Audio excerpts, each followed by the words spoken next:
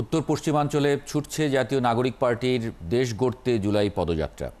জেলা উপজেলায় অভ্যুত্থানের নায়কদের বরণ করে নিচ্ছে সাধারণ মানুষ। সোমবার নাটোরে পদযাত্রায় নাহিদ ইসলামের হুঁশিয়ারি, ৩ আগস্টের মধ্যে জুলাই ঘোষণা না আসলে তারা নিজেরাই এই দায়িত্ব পালন করবে। রাশেদ আনিসের প্রতিবেদনে বিস্তারিত।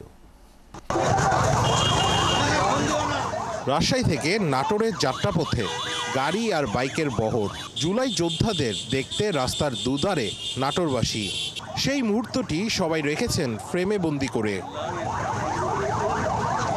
ট্রাকের উপরে জুলাই নায়কেরা দিচ্ছেন গণ অভ্যুত্থানের ঐতিহাসিক স্লোগান, যা ছড়িয়ে পড়েছে পুরো নাটোর সদর জুড়ে। এরপর পায়ে হেঁটে পদযাত্রা প্রায় ৪ কিলোমিটার। পথসভায় নাহিদ ইসলাম বলেন, সরকারকে ৩ আগস্টের আগেই জুলাই সনদ ও ঘোষণাপত্র দিতে হবে। আর হাসনাত আবদুল্লাহ স্মরণ বছরখানেক আগের বাংলা ব্লকেটের কথা। আমরা বলেছি বিচার এবং সংস্কারের জায়গাটা নিশ্চিত করতে হবে। এই মাসে জুলাই সনদ হওয়ার কথা, জুলাই ঘোষণাপত্র অলরেডি সময় পেরিয়ে গেছে। তারপরও আমরা ৫ই আগস্ট পর্যন্ত এই সরকারকে দেখব যে তারা এই মাসের মধ্যে জুলাই সনদ এবং ঘোষণাপত্র দিতে পারে কিনা। এই অভ্যুত্থানকে যেভাবে ডিলিজিটিমাইজ করা হচ্ছে, যেভাবে খারিজ করে দেওয়া হচ্ছে আবেগের কথা বলে, এই অভ্যুত্থানের মানুষের ক্রোধকে, যেটা গত বছর ৫ই আগস্ট পর্যন্ত মনে হয়েছে যে যারা ফেসিবাদের বিরুদ্ধে লড়াই করছে, ওই লড়াইটাকে এখন আবার মপতন্ত্র বলে চালানোর চেষ্টা করা হচ্ছে। তো সেই জায়গা থেকে এই অভ্যুত্থানের একটা স্বীকৃতি প্রয়োজন, অবশ্যই স্বীকৃতি প্রয়োজন, এবং সেই স্বীকৃতির জন্য অবশ্যই মানুষ ৩ আগস্ট ঢাকায় আসবে।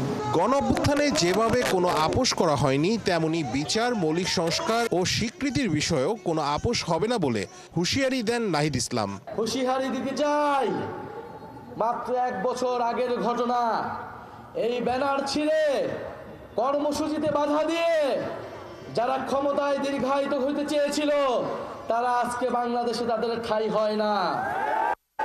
যদি এখনো শিক্ষা না নেই, যদি এখনো আমরা সেই স্বৈরাচারী ফ্যাসিবাদী সরকারের পতন থেকে শিক্ষা না নেই, তবে তাদের পরিণতিও সেই দিকেই যাবে। আমরা আপোষ করি নাই, ইনশাল্লাহ দেশ গঠনের এই যাত্রাতে আমরা আপোষ করব না। আপনাদের অধিকারের জন্য আমরা সব সময় রাজপথে থাকব। নাটোরের পথসভা শেষে বনপাড়ার সভায় যোগ দেয় এনসিপি। ৭ম দিনে দলটির গন্তব্য সিরাজগঞ্জ, পাবনা ও কুষ্টিয়ায়। দখলদারের বিরুদ্ধে। রাশেদ আনিস, ৭১, সিরাজগঞ্জ।